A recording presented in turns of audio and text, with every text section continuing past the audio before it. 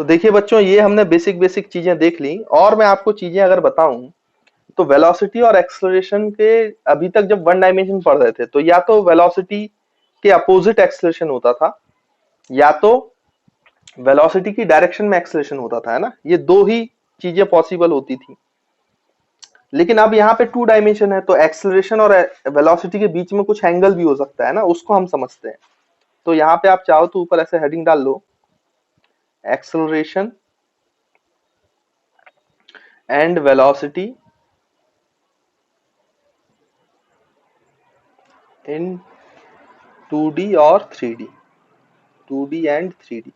तो 2D और 3D में क्या बिहेवियर होता है एक्सेलरेशन और वेलोसिटी के बीच में, और पार्टिकल को क्या इफेक्ट होता है उससे, ये हम समझने की कोशिश करते हैं ना बच्चों। तो देखो, जब जब हमने 1D की बात की थी तो तीन केसेस पॉसिबल थे एक्सेलरेशन और वेलोसिटी के साथ। ये होता था कि अगर आपका इनिशियल वेलोसिटी 0 है और एक्सेलरेशन ऐसे लग रहा है, तो जब पार्टिकल रेस्ट पे होता है तो वो उस डायरेक्शन में मूव करना चालू करता है जिस डायरेक्शन में एक्सेलरेशन लगता है, और उसकी स्पीड जो है बच्चों वो इंक्रीज होती जाती है। पहली कंडीशन तो ये थी। जब आपका दूसरा कंडीशन ये होता था कि इनिशियल वेलोसिटी 0 नहीं होती थी, यू की कुछ वैल्यू होती थी, और उसी डायरेक्शन में अगर एक्सेलरेशन लगता था तो भी जो स्पीड है वो इंक्रीज होती थी, है ना। और तीसरा जो केस था, ये फर्स्ट ये सेकंड, तो तीसरे केस में हमने ये देखा था कि अगर आपकी इनिशियल वेलोसिटी u है और उसके अपोजिट डायरेक्शन में एक्सेलरेशन लगाया गया है, तो इसकी जो स्पीड है वो धीरे धीरे कम होती जाती थी, स्पीड डिक्रीजेस। यानी कि मुझे ये बात समझ में आती है कि जब वेलोसिटी 0 हो या एक्सेलरेशन की डायरेक्शन वेलोसिटी की डायरेक्शन में हो या वेलोसिटी के अपोजिट डायरेक्शन में हो, पैरेलल हो या एंटी पैरेलल हो, तो स्पीड में चेंज आता है, वेलोसिटी की डायरेक्शन में चेंज नहीं आता है। देखो यहां भी राइट की तरफ थी तो वो बाद में भले ही पलटी मारेगा, लेकिन इनिशियली एक्सेलरेशन के इसके साथ होने में, पैरेलल या एंटी पैरेलल होने में, इनिशियली आपकी वेलोसिटी की डायरेक्शन चेंज नहीं होती है, सिर्फ वेलोसिटी का मैग्नीट्यूड चेंज होता है। यानी कि जब जब जब पार्टिकल रेस्ट पे होता है या फिर पैरेलल होता है या फिर एंटी पैरेलल होता है, एक्सेलरेशन की डायरेक्शन किसके लाइन में होती है बच्चों, चाहे अपोजिट हो सेम हो, इसके डायरेक्शन में, तो हम बोलेंगे कि speed of particle changes, direction change नहीं होगा उस इंस्टेंट पर, speed of particle, sorry, speed of particle changes, direction में चेंज नहीं आया है, सिर्फ स्पीड में चेंज आया है। अब देखो बच्चों, वहीं दूसरी अगर हम चीज देखें तो अगर हम टू डायमेंशन मोशन देखें और वो भी यूसीएम, यूनिफॉर्म सर्कुलर मोशन, अभी हालांकि हमने यूसीएम पढ़ा नहीं है, आगे चलकर हम पढ़ेंगे। तो मान लो एक पार्टिकल जो है वो सर्कुलर मोशन में घूम रहा है जिसका रेडियस आर है ना। तो ये पार्टिकल मान लो एंटी क्लॉकवाइज घूम रहा है, तो मैंने अभी आपको बताया कि किसी पॉइंट पर इसमें वेलोसिटी का डायरेक्शन कैसे निकालते हैं, टेंजेंट खींचकर। तो जब ये पार्टिकल जैसे v रफ्तार से जा रहा है तो इसकी स्पीड तो हर जगह पे सेम है, स्पीड हर जगह पे सेम है, लेकिन ये पार्टिकल सिर्फ क्या चेंज कर रहा है, अपनी डायरेक्शन। तो जब बच्चों हम वहां पे जाके पढ़ेंगे ना यूनिफॉर्म सर्कुलर मोशन, तो ये प्रूफ करेंगे कि इसमें जो एक्सेलरेशन लगता है डायरेक्शन चेंज करने के लिए, वो एक्सेलरेशन हमेशा वेलोसिटी के परपेंडिकुलर होता है, वेलोसिटी के परपेंडिकुलर होता है। यानी मुझे एक बात समझ में आई कि अगर वेलोसिटी परपेंडिकुलर टू एक्सेलरेशन है, वेलोसिटी वेक्टर जब भी परपेंडिकुलर टू एक्सेलरेशन है, तो सिर्फ पार्टिकल का डायरेक्शन चेंज होता है। वो बाद में हम प्रूफ करेंगे, अभी तो ये मान लो जो मैं बोल रहा हूं।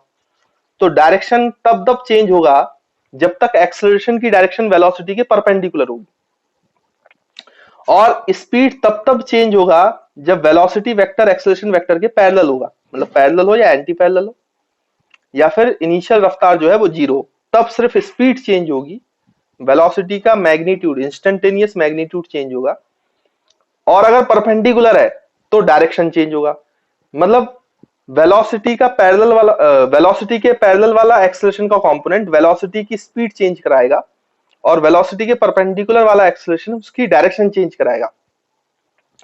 अब मेरी बात आपको समझ में आएगी जो मैं कहना चाहता हूं, कि यहां पे कोई पार्टिकल है बच्चों और उसकी इनिशियल स्पीड इस डायरेक्शन में v, और उसमें एक्सेलरेशन ऐसे लगा किसी एंगल थीटा पर, ये एक्सेलरेशन की डायरेक्शन। तो अब आप खुद सोचो इस पार्टिकल का मोशन कैसा होगा अगर उसकी स्पीड इस डायरेक्शन में, एक्सेलरेशन इस डायरेक्शन में। तो यहां पर हमेशा देखो, जब पैरेलल कंपोनेंट है वेलोसिटी के वो स्पीड चेंज कराएगा, और जो परपेंडिकुलर कंपोनेंट है एक्सेलरेशन का वेलोसिटी के साथ वो डायरेक्शन चेंज कराएगा। तो क्यों ना मैं इस एक्सेलरेशन के दो कंपोनेंट कर लूं, एक in the direction of velocity जिसको मैं ए पैरेलल कंपोनेंट बोलूंगा, जो यहां पर आपका ए कॉस थीटा हो जाएगा, और एक दूसरा एक्सेलरेशन का कंपोनेंट जो परपेंडिकुलर टू वेलोसिटी वेक्टर होगा, जिसको मैं ए साइन थीटा बोल रहा हूं।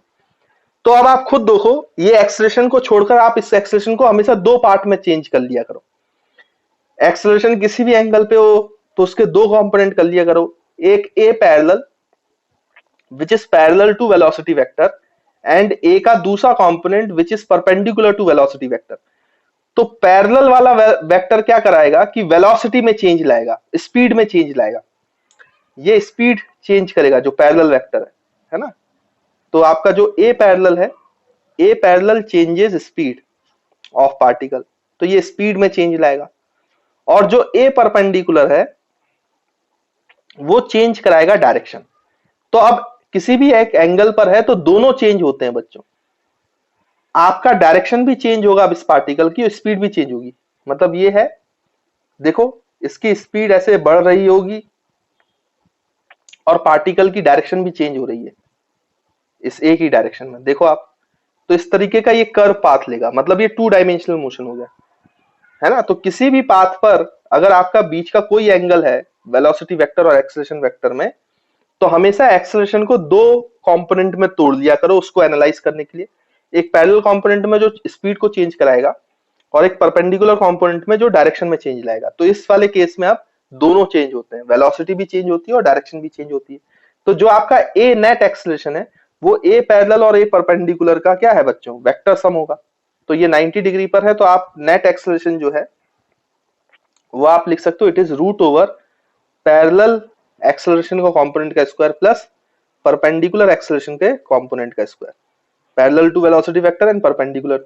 और ए नेट को आप ऐसे लिख सकते हो, a net is equals to rate of change of velocity vector.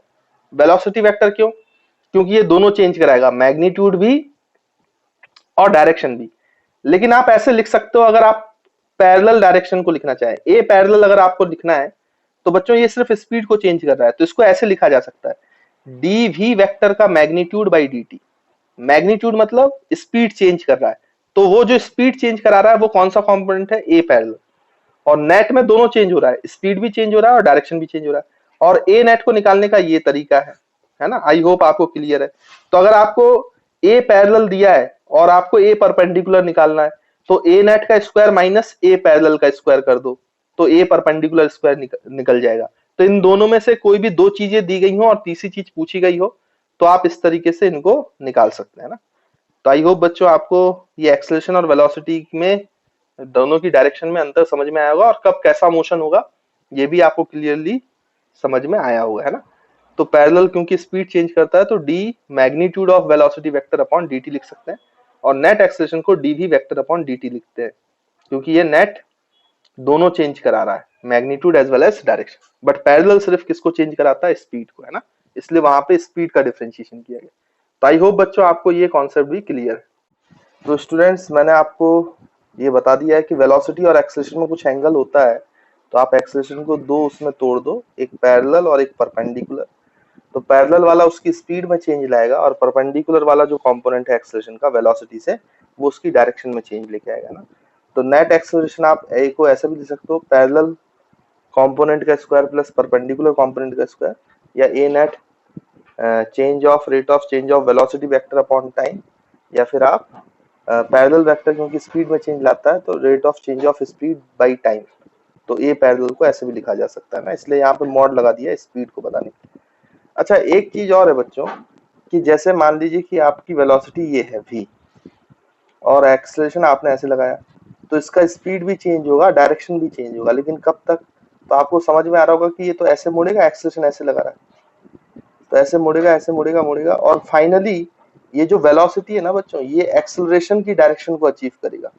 जब ये वेलोसिटी वेक्टर जो है वो एक्सेलरेशन की डायरेक्शन अटेंड कर लेगा तो फिर फर्दर इसकी डायरेक्शन चेंज नहीं होगी, क्योंकि जैसे ये वेलोसिटी वेक्टर किसके डायरेक्शन में आ जाएगा बच्चों, एक्सेलरेशन के डायरेक्शन में, तो ये एक्सेलरेशन का पूरा कंपोनेंट वेलोसिटी के पैरेलल हो जाएगा, फिर परपेंडिकुलर कंपोनेंट नहीं बचेगा।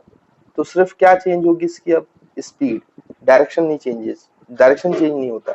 मतलब अगर इनिशियल कोई एंगल है दोनों के बीच में, एक्सेलरेशन और वेलोसिटी में, तो डायरेक्शन वो तब तक चेंज करता है जब तक वेलोसिटी जो है पार्टिकल का, वेलोसिटी वेक्टर, वो एक्सेलरेशन की डायरेक्शन में नहीं आता। जैसे मैं आपको एग्जांपल दूं तो आपको इस एग्जांपल से ज्यादा अच्छे से समझ में आएगा। जैसे मान लीजिए कि एक बिल्डिंग है, इस तरीके से है ना बच्चों, तो बिल्डिंग बहुत बड़ी बिल्डिंग है, मान लो टावर है, आप इस पार्टिकल को ऐसे हॉरिजॉन्टली फेंको, आपको पता है एक्सेलरेशन जो जी है, कांस्टेंट एक्सेलरेशन, वो नीचे की तरफ लगता है, तो आप ऐसे फेंकोगे तो आपने उसका पाथ देखा होगा बच्चों, इस तरीके से होता है, अगर आपने ध्यान दिया हो तो कभी। तो ये देखो, ये फाइनली किसकी डायरेक्शन में आ जाता है, पार्टिकल की रफ्तार जी, उसके बाद नहीं मुड़ता है। भाई ऐसा तो होता नहीं कि आपने टॉप फ्लोर से फेंका, मान लीजिए कि ये 20 मंजिल की बिल्डिंग है, तो आपने 20 फ्लोर से पार्टिकल फेंका और ऐसे नीचे जाके वो मुड़कर फिर ये भाई 10th फ्लोर पे आगे गिर गया, खिड़की से अंदर आ गया। ऐसा तो नहीं होता है कि आपने इधर फेंका और 10th फ्लोर की खिड़की में ऐसे घुस गया, ऐसा नहीं होता है। वो पार्टिकल नीचे तो जाएगा एक्सेलरेशन की डायरेक्शन में, लेकिन अपनी डायरेक्शन तब तक चेंज करेगा जब तक वो किसको अचीव नहीं कर लेता है, एक्सेलरेशन की डायरेक्शन। तो ये भी एक इंपॉर्टेंट पॉइंट है कि वेलोसिटी और अगर एक्सेलरेशन सेम डायरेक्शन में नहीं है तो पार्टिकल का डायरेक्शन भी चेंज होगा, स्पीड भी चेंज होगी, लेकिन पार्टिकल की डायरेक्शन केवल तब तक चेंज होगी जब तक पार्टिकल की वेलोसिटी जो है वो एक्वायर ना कर ले किसकी डायरेक्शन, एक्सेलरेशन की डायरेक्शन। एक बार पार्टिकल की वेलोसिटी एक्सेलरेशन की डायरेक्शन अचीव कर लेती है तो फर्दर डायरेक्शन में चेंज नहीं होता है, फिर सिर्फ स्पीड में चेंज होता है ना। तो ये बात आप ध्यान में, तो ये गलत है सिचुएशन, ये सही है ना। तो इसको हमें याद रखना चाहिए, ध्यान में रखना चाहिए, क्योंकि बाद में ये बड़ा काम आने वाला है, ठीक है। तो यहाँ पे इस बात को चाहो तो आप नोट करके भी लिख लो, तो हम नोट करके यहाँ पे लिख सकते हैं बच्चों कि finally finally the particle finally the particle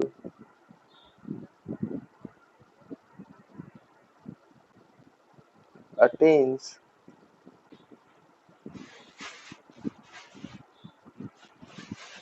velocity in the direction of acceleration.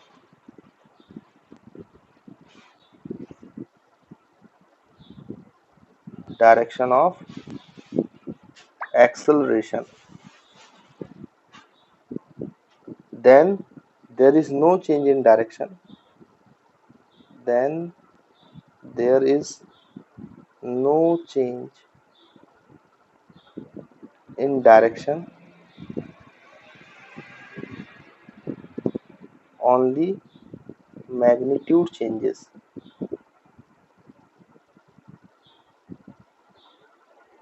ठीक, तो ये बात को भी बच्चों याद रखना, इसलिए मैंने नोट करके लिखवा दिया है ताकि आप भूले ना। तो भाई इसको जल्दी से लिख लो, फिर हम नेक्स्ट पेज पे आते हैं। तो देखिए बच्चों, अभी हमने वेलोसिटी और एक्सेलरेशन की डायरेक्शन की चर्चा कर ली और आई होप आपको बातें समझ में आ गई हैं। उसके बाद अगर आप ध्यान से देखें तो एक चीज और आपको समझना चाहिए, कई बार इस पे क्वेश्चन आ जाता है। अगर बच्चों आपका एक्सेलरेशन कांस्टेंट हो, कांस्टेंट एक्सेलरेशन हो, मतलब वो किसी भी डायरेक्शन में हो, लेकिन अगर एक्सेलरेशन आपका कांस्टेंट हो और वेलोसिटी किसी भी डायरेक्शन में हो, तो जब उस वेलोसिटी पे ये एक्सेलरेशन लगेगा, कांस्टेंट एक्सेलरेशन, तो ऑब्वियसली बात है कि पार्टिकल मूव करेगा, है ना। अब जब पार्टिकल मूव करेगा तो बच्चों कांस्टेंट एक्सेलरेशन में दो ही पाथ पॉसिबल है, ये आपको समझना है। जब एक्सेलरेशन कांस्टेंट होता है तो पार्टिकल के पास केवल दो ही रास्ते होते हैं, दो ही पाथ वो फॉलो कर सकता है, ये आप याद रखिएगा, है ना। ये कई बार कई सिचुएशन में आपको सामने दिखाई देगा, है ना। तो अभी तो मैं आपको सिर्फ बता रहा हूँ, तो आप इसको ऐसे ही याद रख लें। जब आगे चलकर आप पढ़ेंगे तो कई जगहों पर कांस्टेंट एक्सेलरेशन जब आएगा तो आप देखेंगे कि दो ही पाथ पॉसिबल होते हैं, तीसरा कोई पाथ पॉसिबल नहीं है। तो पहला पाथ जो है पार्टिकल लेता है, या उसकी दो ही ट्रेजेक्टरी पॉसिबल होती है। पहली है स्ट्रेट लाइन पाथ, जो पहला पाथ कांस्टेंट एक्सेलरेशन में वो फेस करता है या तो स्ट्रेट लाइन पाथ करेगा, स्ट्रेट लाइन पाथ, या फिर पाथ को हम क्या बोलते हैं टेक्निकल टर्म में ट्रेजेक्ट्री। तो या तो स्ट्रेट लाइन ट्रेजेक्ट्री है, और दूसरा अगर स्ट्रेट लाइन ट्रेजेक्ट्री नहीं है तो वो पैराबोला पाथ लेगा, पैराबोलिक पाथ, है ना। ये समय के साथ चीजें आपको क्लियर होती जाएंगी, है ना। अभी तो आप सिर्फ याद रखें ताकि अगर कभी आपको सवाल आए तो आपसे बनना चाहिए। तो पैराबोलिक पाथ या पैराबोलिक ट्रेजेक्ट्री, है ना। तो भाई स्ट्रेट लाइन पाथ कब एक्वायर करेगा? कांस्टेंट एक्सेलरेशन है तो दो ही पाथ पॉसिबल है, स्ट्रेट लाइन और पैराबोलिक पाथ। तो स्ट्रेट लाइन पाथ कब लेगा? तो अभी आपको मैंने बताया जैसे कि एक्सेलरेशन ड्यू टू ग्रेविटी बच्चों, है ना। तो जब आप पार्टिकल को इनिशियली ड्रॉप करते हो, यू जीरो होता है तो वो नीचे की तरफ जाता है, तो इसमें एक्सेलरेशन, इनिशियल रफ्तार जीरो है तो वो एक्सेलरेशन की डायरेक्शन में मूव करता है, ग्रेविटी की डायरेक्शन में, तो वो स्ट्रेट लाइन पाथ होता है। या फिर क्या हो कि आपने जो रफ्तार दी हो वो जो ग्रेविटी से है वो कैसा होना चाहिए बच्चों, तो भी स्ट्रेट लाइन पाथ लेगा अगर 180 डिग्री एंटी पैरेलल है। मतलब अगर u is anti parallel to acceleration, initial velocity अगर एंटी पैरेलल टू एक्सेलरेशन है, एंटी और ये पैरेलल का साइन बना दिया मैंने, तो भी आपका जो पार्टिकल है वो स्ट्रेट लाइन पाथ एक्वायर करता है। और अगर आपका बच्चों पार्टिकल नीचे की तरफ फेंका जाए उसी डायरेक्शन में जिस डायरेक्शन में आपका एक्सेलरेशन है, तो भी जो पार्टिकल है वो स्ट्रेट लाइन फॉलो करता है, मतलब u is parallel to acceleration. तो तीन कंडीशन है जब वो particle straight line path follow करता है, जब एक्सेलरेशन कांस्टेंट होता है, या तो उसकी रफ्तार जीरो हो, या तो वो एंटी पैरेलल हो, या तो वो पैरेलल हो। अच्छा, जीरो रफ्तार तो आपको समझ में आ जाएगी। अच्छा, एंटी पैरेलल है तो इसका मतलब जो इनिशियल वेलोसिटी का यूनिट वेक्टर है it is equals to negative times of acceleration का यूनिट वेक्टर, मतलब डायरेक्शन अपोजिट है ना एंटी पैरेलल में, जस्ट अपोजिट है। तो वेलोसिटी वेक्टर का जो यूनिट वेक्टर है इनिशियल वेलोसिटी का, वो नेगेटिव टाइम्स ऑफ एक्सेलरेशन का यूनिट वेक्टर होना चाहिए, मतलब डायरेक्शन अपोजिट होना चाहिए, तो भी स्ट्रेट लाइन पाथ है। या फिर यू वेक्टर, यूनिट वेक्टर जो है वो एक्सेलरेशन के यूनिट वेक्टर के जैसा होना चाहिए, पैरेलल होना चाहिए, तो उन दोनों का यूनिट वेक्टर सेम होगा, है ना बच्चों, तभी तो वो पैरेलल होंगे, क्योंकि डायरेक्शन सेम होनी चाहिए। तो इस तरीके से आप चेक कर सकते हो। तो पार्टिकल कांस्टेंट एक्सेलरेशन में दो ही पाथ पॉसिबल कर फॉलो कर सकता है, ट्रेजेक्ट्री फॉलो कर सकता है, या तो स्ट्रेट लाइन ट्रेजेक्ट्री या पैराबोलिक ट्रेजेक्ट्री। स्ट्रेट लाइन कब कब करता है बच्चों? जब या तो वो रेस्ट से स्टार्ट करे, या तो दोनों एंटी पैरेलल हो, दोनों का यूनिट वेक्टर में नेगेटिव साइन हो, या दोनों पैरेलल हो, दोनों के यूनिट वेक्टर सेम हो। अच्छा, पैराबोलिक कब करेगा? पैराबोलिक ट्रेजेक्ट्री जब स्ट्रेट लाइन ना करता, when it does not follows when it does not follow straight line। जब वो स्ट्रेट लाइन पाथ फॉलो नहीं करेगा तो पक्का कौन सा पाथ फॉलो करेगा बच्चों? Parabolic path, straight line path, है ना। तो ये बात याद रखिएगा। तो कब कब, जैसे कि आपका ना तो u इक्वल्स टू जीरो है, ना एंटी पैरेलल है, ना पैरेलल है, तो तीनों कंडीशन अगर मैच नहीं कर रही है, आपने चेक किया, तो ये तो आपको पता चल गया कि वो स्ट्रेट लाइन पाथ तो फॉलो कर ही नहीं रहा है। तो फिर कौन सा है अदर केस, कौन सा है? पैराबोलिक। और कोई तीसरा केस इसमें होता ही नहीं है ना। तो कंफ्यूज होने की जरूरत नहीं है, समय समय के साथ ये चीज आपको अच्छे से क्लियर होती जाएगी। जैसे अभी हम मोशन अंडर ग्रेविटी की बात करें तो ये तीनों केसेस में बच्चों कैसे पाथ लिया है, ये इसने आपका स्ट्रेट लाइन पाथ लिया है, ये तीनों हम पढ़ चुके हैं पहले। लेकिन अगर हम ऐसा फेंकते पार्टिकल को, मान लो कि ना वो पैरेलल होता, ना एंटी पैरेलल होता, ना जीरो से स्टार्ट करता, हम मान लो कि ग्राउंड पे खड़े होकर इस पार्टिकल को ऐसे फेंक दें, तो देखो यू ऐसा है और जी नीचे की तरफ है, तो आप इस पार्टिकल का पाथ पहले से जानते हो, आपने देखा हुआ है जब आप किसी पत्थर को फेंकते हो तो उसका पाथ इस तरीके से होता है। ये जो ट्रेजेक्ट्री है ये एक्चुअली पैराबोलिक ट्रेजेक्ट्री है। तो देखो ना तो यू पैरेलल है, ना एंटी पैरेलल है, ना जीरो है, इसलिए वो कैसा पाथ ले रहा है? पैराबोलिक पाथ ले रहा है। और अगर देखो तो अभी आपको बताया था कि एक बिल्डिंग है, बिल्डिंग से आप किसी पार्टिकल को ऐसे फेंको तो ये नीचे आएगा, ये सब प्रूफ करेंगे, ये भी एक पैराबोलिक पाथ है ना। वो इक्वेशन ऑफ ट्रेजेक्ट्री में आपको दिख जाएगा साफ साफ। इसलिए मैं कह रहा हूँ कि जब भी कांस्टेंट एक्सेलरेशन होता है तो दो ही पाथ पॉसिबल होते हैं, या तो स्ट्रेट लाइन, और अगर स्ट्रेट लाइन की कंडीशन मैच नहीं कर रही है तो पक्का कौन सा पाथ होगा बच्चा? वो पैराबोला, है ना। ये बात आपको ध्यान रखना है, तीसरा कोई पाथ पॉसिबल नहीं होता इसमें, ठीक। अब देखो इसमें से कभी कभी ऐसे क्वेश्चंस पूछ लेते हैं वो, तो इन इन इस टाइप के क्वेश्चंस को भी हमें आंसर करना आना चाहिए। जैसे उन्होंने बोलेंगे कि पार्टिकल की इनिशियल रफ्तार है बच्चों 2i cap plus j cap and उस पर एक्सेलरेशन जो लग रहा है तो एक्सेलरेशन वेक्टर उस पर लगा हुआ है i cap plus 4j cap. तो आपसे बोल रहा है कि the full stop the trajectory of trajectory trajectory of particle trajectory of particle is, तो आपको चार ऑप्शन दे देते हैं उसमें। पहला दे देंगे स्ट्रेट लाइन, दूसरा दे देंगे बच्चों सर्कल, तीसरा दे देंगे आपका पैराबोला, चौथा दे देंगे डी ऑप्शन हाइपरबोला। तो इसमें से कौन सा आंसर सही होगा आप खुद समझ जाओ आप, है ना। तो ऐसे छोटे छोटे क्वेश्चन बच्चों से बनते नहीं क्योंकि उनकी इन्फॉर्मेशन नहीं होती है ना। तो मैंने आपको जैसे यहाँ पे बताया, यहाँ पे साफ साफ दिखाई दे रहा है, आप यू वेक्टर का यूनिट वेक्टर निकालो। देखो पहली कंडीशन तो फेल हो गई कि भाई U vector is not equal to 0। दूसरी कंडीशन भी फेल हो गई कि आपका u का unit vector is not equal to minus times a unit vector. और तीसरी कंडीशन भी फेल हो गई आपकी, u unit vector is not equal to a unit vector. निकाल के देखना ये तीनों ही इक्वल नहीं आएंगे। जब ये तीनों ही नहीं आ रहे हैं और एक्सेलरेशन आपका कांस्टेंट है, देखो अगर आप इसका मैग्नीट्यूड निकालें तो रूट ओवर 1 का स्क्वायर प्लस 4 का स्क्वायर रूट 17, तो एक्सेलरेशन की वैल्यू कांस्टेंट है। लेकिन ये तीनों ही कंडीशन नहीं मैच कर रहे हैं, मतलब ये स्ट्रेट लाइन तो फॉलो नहीं कर रहा है। तो स्ट्रेट लाइन अगर फॉलो नहीं कर रहा है तो बचा कौन सा पाथ जो ये फॉलो करेगा, पैराबोला। इसलिए इसका आंसर जो होगा वो बच्चों पैराबोलिक होगा, because it does not follow straight line, because it does not follow straight line. तो बाकी कौन सा पाथ पॉसिबल होता है, सिर्फ पैराबोला, और कोई पाथ हो भी नहीं सकता। इसलिए आप कभी भी कांस्टेंट एक्सेलरेशन का देखेंगे तो दो ही आंसर होंगे, दो तो वैसे रिजेक्ट हो जाएंगे, या तो स्ट्रेट लाइन या पैराबोला।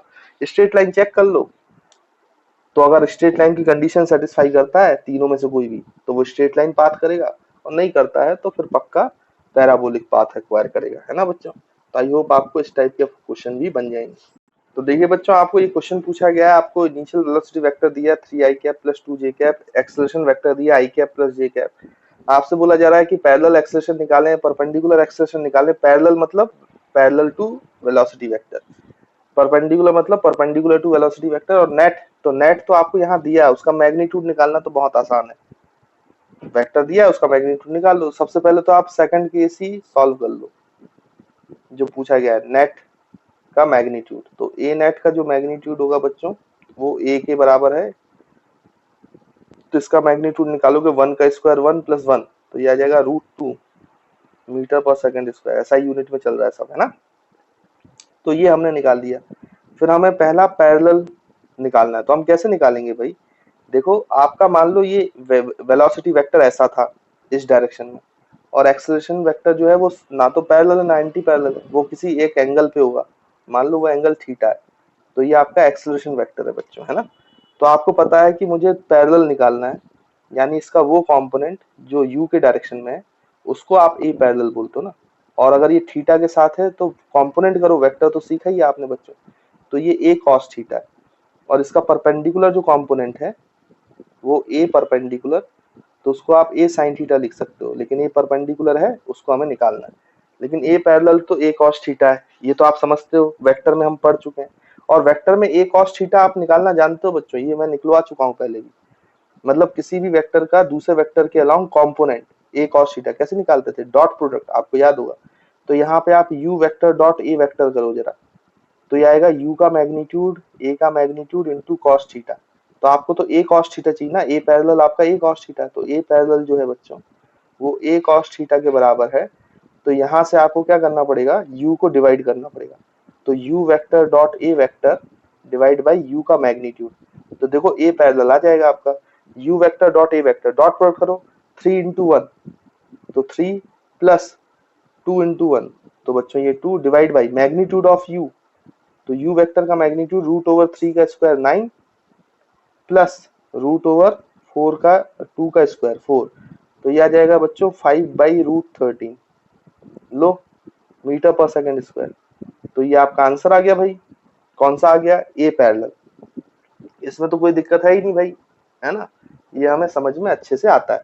और फिर मैंने आपको एक रिलेशन निकाला था, लिखवाया था कि ए नेट जो होता है उसका स्क्वायर अगर देखें तो ए पैरेलल के स्क्वायर प्लस ए परपेंडिकुलर स्क्वायर के बराबर होता है। ए पैरेलल भी आता है आपको, ए नेट भी आता है। ए नेट की वैल्यू है √2, तो √2 का स्क्वायर 2 हो जाएगा। ए पैरेलल जो है वो 5/13 का होल स्क्वायर, तो 25/√13 का स्क्वायर तो 13, और प्लस ए परपेंडिकुलर का स्क्वायर, तो ए परपेंडिकुलर निकालना है आपको, तो 2 से यहाँ माइनस कर दो, तो 2 - 25/13 विच विल बिकम 1/13, है ना। ये 13 26 - 25 1/13 आ जाएगा। तो ए परपेंडिकुलर की वैल्यू भी आ गई 1/√13, रूट ले लो मीटर पर सेकंड स्क्वायर। तो this is the answer of third question. ये आपका थर्ड हो गया। तो देखो इस तरीके से आपने सारी चीजें निकाल ली है ना। तो बच्चों ये बेसिक क्वेश्चंस हैं, ये आपको सॉल्व करना बहुत अच्छे से आना चाहिए। वेक्टर्स में भी मैंने इसलिए इसको सिखाया था, है ना। तो ऐसे चीजों में गड़बड़ मत करो, नहीं तो फिर दिक्कत होगी, फिर अच्छे सवाल कैसे करोगे, है ना। ये तो सिंपल सिंपल सवाल हैं जो अच्छे सवालों में यूज होंगे, इसलिए मैं आपको बेसिक बेसिक बताते जा रहा हूँ पहले। तो स्टूडेंट्स ये क्वेश्चन आपको दिया गया है, बोला गया है कि एक्सेलरेशन जो है पार्टिकल का ये 6t + 1 आपका आई कैप है, और फिर एट t = 0 पर जो पार्टिकल है वो 2,3 की पोजीशन पर है ना, ये बोला गया है आपसे। और जो इनिशियल स्पीड है बच्चों वो आई कैप प्लस 2j कैप है ना, ये भी उन्होंने कह दिया है। तो आपसे बोला गया कि find the position of particle after 3 second. तो पार्टिकल की पोजीशन 3 सेकेंड पर कितनी रहेगी ये आपको बताना है। तो देखिए हम कैसे निकालेंगे, तो इसका सॉल्यूशन करते हैं। तो सबसे पहले एक्सेलरेशन दिया है तो एक्सेलरेशन लिख लेते हैं। एक्सेलरेशन वेक्टर है 6t + 1 I cap plus 3j cap. फिर उसके बाद आपका एक्सेलरेशन को लिख सकते हो rate of change of velocity vector, है ना, पोजीशन तक पहुंचना है। तो आप इसको dv/dt लिख सकते हो, dt को इधर ले आओ, तो ये हो जाएगा dv vector = 6t + 1 I cap plus 3j cap और इसके मल्टीप्लाई में dt। अब आप दोनों साइड क्या कर दो बच्चों, इंटीग्रेशन कर दो, तो 0 से t तक इंटीग्रेशन करेंगे, और ये initial velocity vector to final velocity vector, है ना। अब आप ध्यान से देखो तो dv का इंटीग्रेशन होगा v, और final velocity vector minus initial velocity vector = इसको अब डिफरेंशिएट करो, इंटीग्रेट करोगे तो क्या मिलेगा बच्चों, 6t का, तो ये 6t²/2, तो 2 से 6 कट जाएगा, मैं डायरेक्ट लिख रहा हूँ इसलिए ना, तो ये आ जाएगा 3t², और 1 का इंटीग्रेशन हो जाएगा बच्चों t, तो 3t² + t आई कैप बचेगा, प्लस 3 × dt, dt का इंटीग्रेशन t होता है, तो ये 3t j कैप बचेगा, है ना। अब यहाँ पर आप u वेक्टर लिख दो भाई, u वेक्टर जो है आपका, तो आप लिखोगे वेलोसिटी वेक्टर, तो ये आ जाएगा u - I cap plus 2j cap = 3t² + t I cap plus 3tj cap. अब एक काम करो, इसको इधर ले आओ, तो फिर से आई कैप वालों को जोड़ दो, ये माइनस है तो इधर आके प्लस हो जाएगा बच्चों, तो आई कैप और ऐड होगा तो +1 हो जाएगा, है ना। तो जो आपका final velocity vector at time t बचेगा वो हो जाएगा 3t² + t + 1 होल ब्रैकेट आई कैप प्लस यहाँ पे j कैप लाओगे तो 3t + 2j कैप। चलो, तो ये हमें पास वेलोसिटी वेक्टर आ गया। अब इस वेलोसिटी वेक्टर को आप लिख सकते हो, क्योंकि हमें पोजीशन निकालना है ना, तो this is dr/dt, rate of change of position 2-3 dimension हमने देखा था, तो इसको dr/dt लिख सकते हैं। तो ये हो जाएगा dr वेक्टर dt, इधर मल्टीप्लाई कर दो, तो ये हो जाएगा 3t² + t + 1 I cap plus 3t + 2 j cap into D T, फिर से इंटीग्रेट करो क्योंकि हमें फाइनल पोजीशन चाहिए 3 सेकंड पर। तो बच्चों अगर आप यहाँ पर पहले 0 से t कर लो, फिर हम टाइम रख देंगे 3 सेकंड, तो हमें आंसर मिल जाएगा। और ये हो जाएगा initial velocity vector to final velocity vector, sorry velocity vector बोल रहा हूँ, initial position vector to final position vector. अच्छा यहाँ पर एक चीज ध्यान से देखें, तो इनिशियल पोजीशन वेक्टर आप लिख सकते हो, इनिशियल पोजीशन वेक्टर की वैल्यू क्या होगी आप देखो, 2,3 दिया है ना, तो 2 i cap plus 3 G cap, वो इसलिए दिया है कोऑर्डिनेट्स, है ना। तो इनिशियल वेलोसिटी वेक्टर हम लिख सकते हैं। तो इसको अगर आप सॉल्व करोगे तो ये फाइनल वेलोसिटी वेक्टर, बार बार वेलोसिटी वेक्टर बोल रहा हूं मैं, है ना, position vector, final position vector minus initial position vector, वो है 2 i cap plus 3 J cap is equals to, अब आप इसका इंटीग्रेशन करें बच्चों जरा, तो अगर आप इसका इंटीग्रेशन करोगे तो ये टी क्यूब बाई 3 आएगा, तो 3 कैंसिल, तो ये T cube plus T square by 2 plus 1 मतलब डी टी, तो ये टी हो जाएगा, तो ये आई कैप बचेगा, प्लस ये 3 T square by 2 plus 2 T, और ये बचेगा बच्चों जे कैप। अच्छा इधर ले जाओगे तो जो आपका position vector as a function of time आपको मिलेगा वो इस तरीके से मिल जाएगा, यहाँ पे 2 और ऐड होगा, तो ये हो जाएगा T cube plus T square by 2 plus T plus 2, ये बचेगा बच्चों I cap plus 3 T square by 2 plus 2 T plus 3, ये बचेगा जे कैप।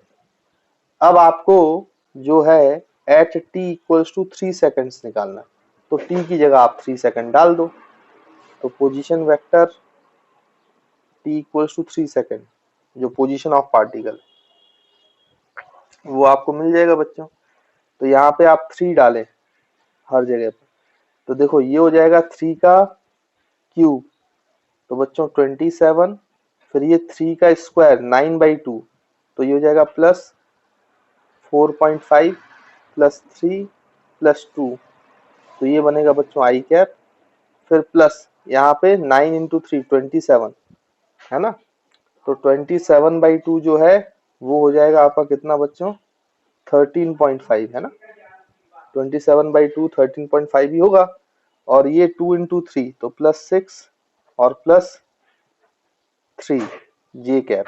अब आप इसको सॉल्व करोगे तो 27 और 3 30 और प्लस 2 तो 32 और 4.5, तो 32 प्लस 1.5 36.5 आएगा, तो 36.5 आई कैप प्लस ये हो जाएगा बच्चों कितना 13 और 6 हो जाएगा कितना 19, 19.5 3 22.5, तो ये आ जाएगा 22.5 जे कैप।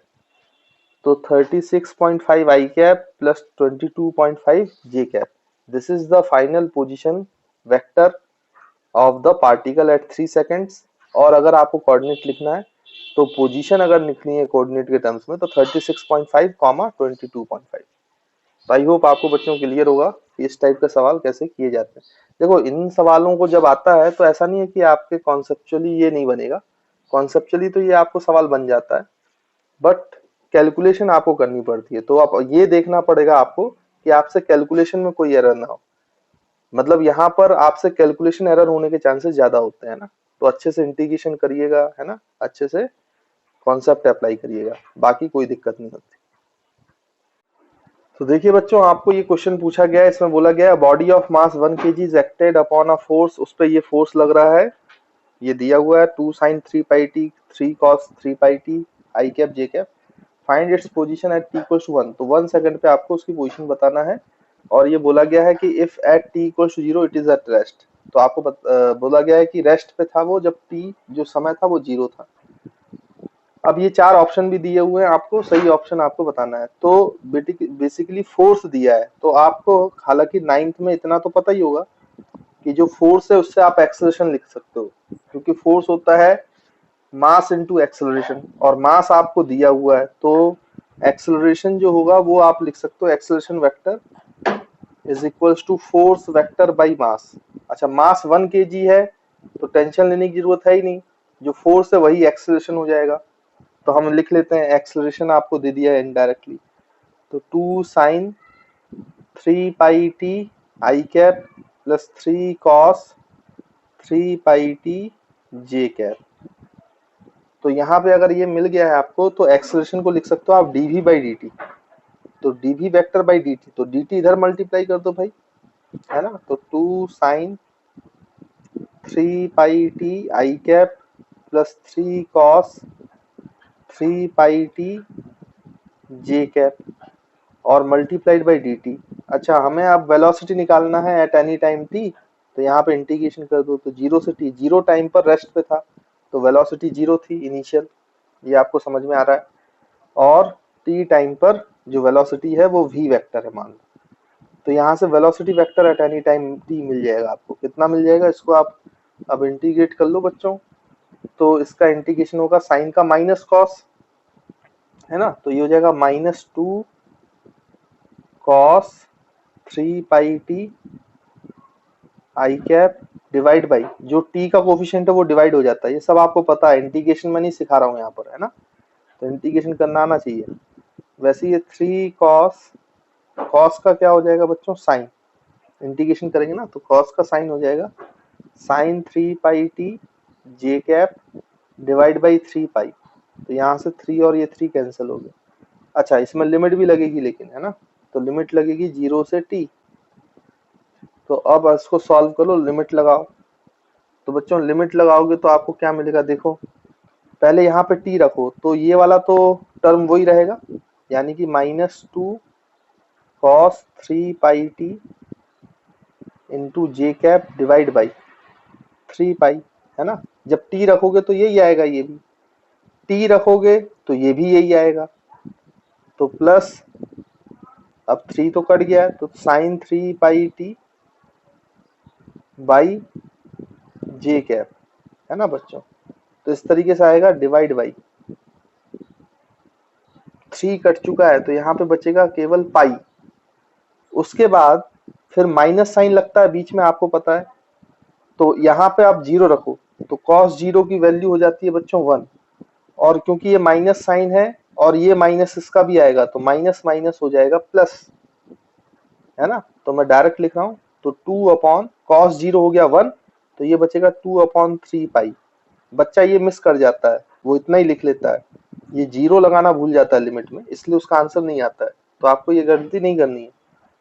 और ये भी किस में आएगा बच्चों, आई कैप, है ना। ये आई कैप लिखना था मुझे, ये आई कैप, इसके साथ आई कैप था ना, इसलिए मैंने आई कैप लिख दिया। ठीक, तो आपको समझ में आ गया होगा कि आई कैप वाले एक साइड ले लो, जे कैप वाले एक साथ ले लो, तो अपना काम बन जाएगा।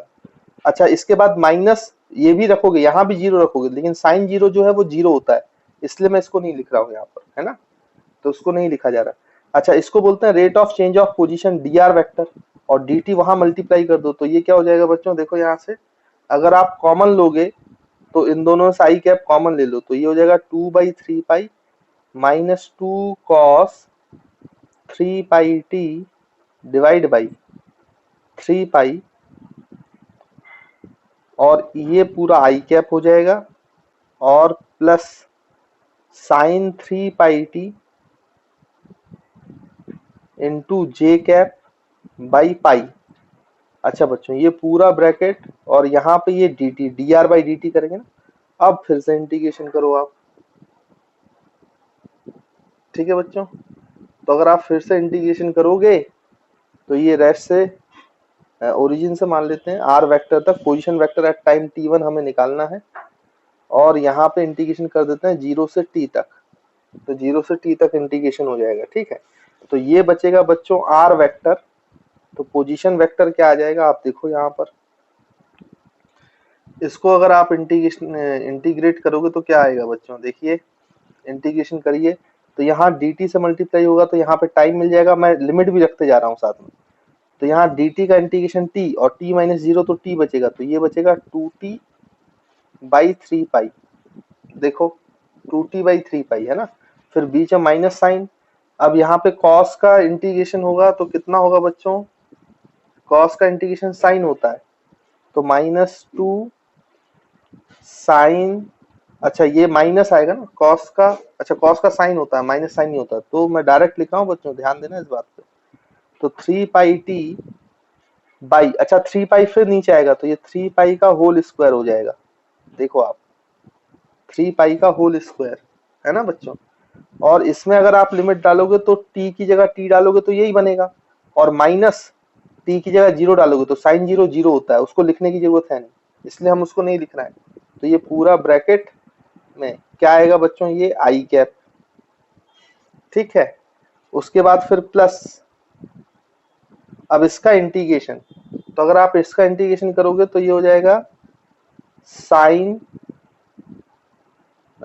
यहाँ पर 3 साइन का क्या होता है बच्चों इंटीग्रेशन, माइनस कॉस है ना, तो यहाँ पे माइनस कॉस, फिर से लिख लेते हैं यहाँ पे ब्रैकेट लगा के, माइनस कॉस 3πt है ना बच्चों, और डिवाइड बाई पाई तो था ही, 3π और आएगा तो ये 3π का स्क्वायर हो जाएगा यहाँ पर, ठीक है। आई होप आपको क्लियर होगा कि हम कैसे कर रहे हैं।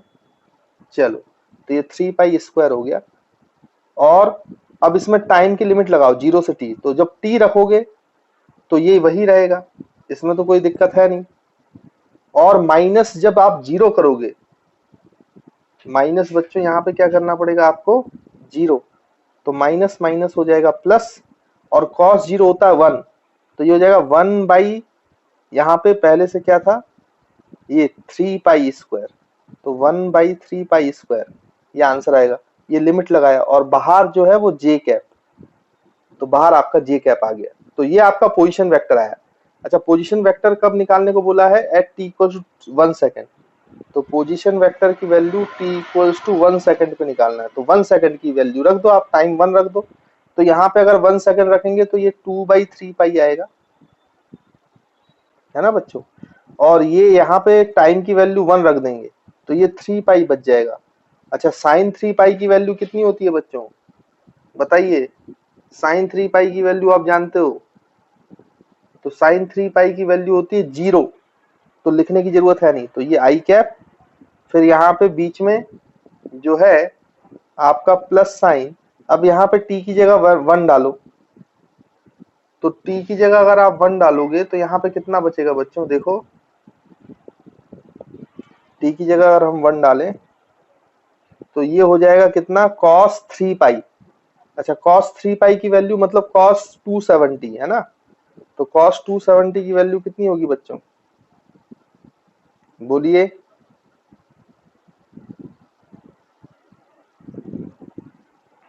तो देखो बच्चों ये जो है cos 3π जो है, यहाँ पे 1 डालोगे तो cos 3π आएगा, 3π मतलब 270 नहीं, वो 2π प्लस पाई ले लो आप, 360 प्लस थीटा वाला, तो वहां पर आपको बच्चों यहाँ पे cos ही मिलेगा। cos पाई की वैल्यू देखो, तो cos पाई की वैल्यू cos 180 की -1 होती है, तो ये माइनस माइनस प्लस हो जाएगा है ना, इसलिए प्लस लिखा है, और ये हो जाएगा 1, तो ये 1/3π स्क्वायर बचेगा।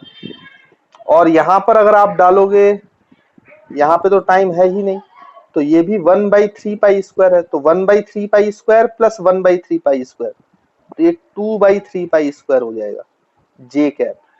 तो यहां से देखो आपको ये x कोऑर्डिनेट मिल रहा है, और यहां से देखो ये y कोऑर्डिनेट मिल रहा है, मतलब इसको देखकर हम बता सकते हैं कि 1 सेकंड पर कोऑर्डिनेट्स क्या है, x कोऑर्डिनेट है 2/3π, कॉमा y कोऑर्डिनेट है 2/3π स्क्वायर। देखो बच्चों, तो ये कौन सा ऑप्शन आ रहा है आपका, तो आपको समझ में आ रहा होगा, ये कोऑर्डिनेट्स हैं आपके C, तो C is the correct answer. I hope clear होगा आपको। तो बच्चों अब हम मोस्ट इंपॉर्टेंट टॉपिक इस चैप्टर का स्टार्ट कर रहे हैं, प्रोजेक्टाइल मोशन है ना, तो इससे क्वेश्चन आते ही हैं लगभग, इसलिए बड़ा इंपॉर्टेंट चैप्टर है, मतलब इंपॉर्टेंट टॉपिक है, तो इसको ध्यान से करिए, और इस पे बहुत सारे क्वेश्चंस फ्रेम किए जाते हैं, ठीक। अब ये जो प्रोजेक्टाइल मोशन है, आप ऐसा समझो जो मोशन अंडर ग्रेविटी है ना, उसी का एक्सटेंडेड वर्जन है। मोशन अंडर ग्रेविटी में आपने क्या किया था कि नीचे से पार्टिकल को वर्टिकली ऊपर फेंका था, या टावर पे जाके आपने ड्रॉप किया था, या आपने ऊपर फेंका था, या आपने नीचे फेंका था, ये 4 केसेस पढ़े थे ना हमने। यहाँ पे भी 4 केसेस हैं इस प्रोजेक्टाइल मोशन के, वो 1 बाय 1 करके हम देखेंगे। इसमें 4 केसेस क्या है कि पहला तरीका तो ये है आपका प्रोजेक्टाइल फेंकने का। अब वो आप वर्टिकली अपवर्ड या वर्टिकली डाउनवर्ड या ड्रॉप नहीं करोगे आप इसको एंगल पे फेंकोगे। या तो आप ग्राउंड से ग्राउंड पे फेंकें, ग्राउंड पे खड़े होके, तो किसी एंगल पे फेंकेंगे तो वो कुछ इस तरीके का पाथ लेगा। हम इस पूरे को डिस्कशन करेंगे। तो ये केस नंबर 1 हो गया। दूसरा जो प्रोजेक्टाइल मोशन है, मतलब आप सोचो कि ये मोशन अंडर ग्रेविटी का ही एक्सटेंडेड वर्जन है। बस अंतर ये आ रहा है कि अब हम किसी एंगल पे फेंक रहे हैं, मतलब स्ट्रेट लाइन मोशन नहीं होगा अब ये 2 डायमेंशनल मोशन हो जाएगा ना, बस ये अंतर आ रहा है। बाकी वही पढ़ना है, इसका मोशन भी अंडर ग्रेविटी ही हो रहा है ना। फिर आपका दूसरा तरीका क्या है कि आपका ग्राउंड है बच्चों, टावर है, टावर से आप किसी एंगल पे फेंकोगे। तो टावर से किसी एंगल पे फेंको हॉरिजॉन्टल से ऊपर की तरफ, या टावर से आप किसी एंगल पे फेंको हॉरिजॉन्टल से नीचे एंगल बनाते हुए, तो ये ऐसे पाथ लेगा। या फिर टावर से आप चढ़कर हॉरिजॉन्टली फेंको। तो फिर से यहाँ पे टावर के 3 केस हैं और ग्राउंड वाला 1 केस है, तो टोटल 4 केसेस हैं। तो पूरे प्रोजेक्टाइल मोशन में इन 4 केसेस को हमें डिस्कस करना है अच्छे से। तो आई होप आप समझ चुके होंगे कि क्या केसेस हैं और इनको 1 बाय 1 करके हम डिस्कस करते हैं। तो किसी भी एंगल पे किसी पार्टिकल को थ्रो करना और उसका मोशन अंडर ग्रेविटी देखना, एनालाइज करना, इसी को हम बोलते हैं बच्चों प्रोजेक्टाइल मोशन, है ना। तो टावर से भी फेंका जा सकता है और ग्राउंड से ही फेंका जाता है। तो ये जो पहला केस है इसको बोलते हैं ग्राउंड टू ग्राउंड प्रोजेक्टाइल, क्योंकि ग्राउंड से चला और ग्राउंड पे आ जाएगा, है ना। या फिर ऑब्लिक प्रोजेक्टाइल बोलते हैं, क्योंकि किसी एंगल पे फेंका जा रहा है। तो खैर पहले हम प्रोजेक्टाइल की डेफिनेशन लिख लेते हैं यहाँ पर, फिर उसके बाद हम इसकी एनालिसिस स्टार्ट करते हैं। तो सबसे पहले आप लिख लें कि a particle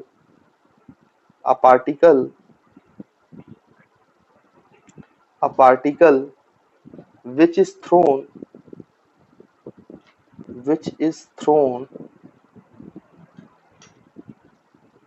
a particle which is thrown with some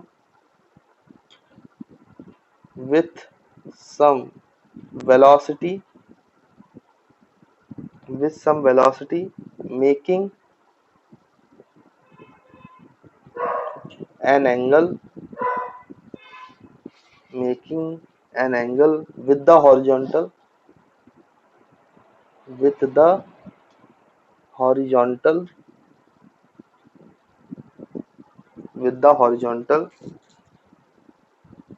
या इसी को हम बोलते हैं जब एंगल मेक किया जाता है तो इसको ओब्लिक प्रोजेक्शन बोलते हैं ना बच्चों।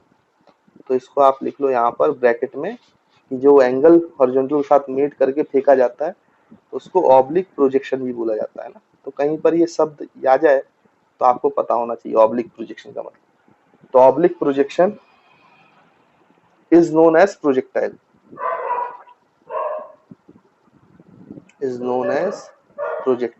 है ना। तो उसी को हम प्रोजेक्टाइल बोलते हैं। अच्छा, इसका एग्जाम्पल क्या है कि प्रोजेक्टाइल होता है, तो आपने डेली लाइफ में जैसे आप लॉन्ग जंप करते हो, तो इसी टाइप का पाथ होता है बच्चों, ग्राउंड से ग्राउंड प्रोजेक्टाइल का। तो long jump is an example of projectile motion.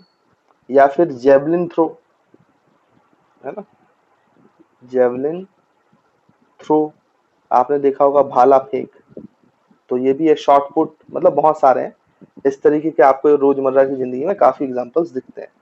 तो ये सब बच्चों प्रोजेक्टाइल मोशन के एग्जांपल्स है ना। अब जब आप प्रोजेक्टाइल पढ़ दो ना बच्चों, तो कुछ एजम्पशंस हम ले रहे हैं, मतलब ये एजम्पशंस वैलिड है तभी जो हम पढ़ेंगे, एनालिसिस करेंगे, वो वैलिड होगा, नहीं तो वो वैलिड नहीं होगा। तो वो एजम्पशंस क्या क्या है, 1-2 एजम्पशंस है, वो देख लो, मैं यहाँ पे लिख देता हूँ। तो एजम्पशंस मतलब थोड़ी स्टडी को आसान करने के लिए हमने कुछ चीजें एज्यूम करके रखनी है। तो वो क्या एजम्पशंस है, assumptions made to study projectile motion. तो क्या एजम्पशंस है वो देखिए आप। हालांकि ये जो एजम्पशंस थे वो वहां भी वैलिड थे, जो हमने मोशन अंडर ग्रेविटी पढ़ा है ना, तो केवल ये यहाँ के लिए नहीं है ना। तो पहला एजम्पशन जो हमने माना हुआ है कि neglect the effect of atmosphere, ये मान के चलना है कि एटमॉस्फेयर का कोई इफेक्ट नहीं है, बल्कि रियलिटी में ऐसा होता है। हम रियलिटी में ऐसा होता है ना बच्चों, एटमॉस्फेयर का कुछ ना कुछ इफेक्ट आता है, बट हम यहाँ पर स्टडी को, प्रोजेक्टाइल मोशन की स्टडी को आसान करने के लिए हम ये मान के चलेंगे, ये एज्यूम करके चल रहे हैं कि neglect the effect of atmosphere, तो एटमॉस्फेयर का कोई इफेक्ट नहीं माना जाएगा। या फिर एटमॉस्फेयर क्या इफेक्ट आता है, तो ये एयर रेजिस्टेंस देता है, तो उसकी वजह से थोड़ा सा मोशन में चेंज आता है।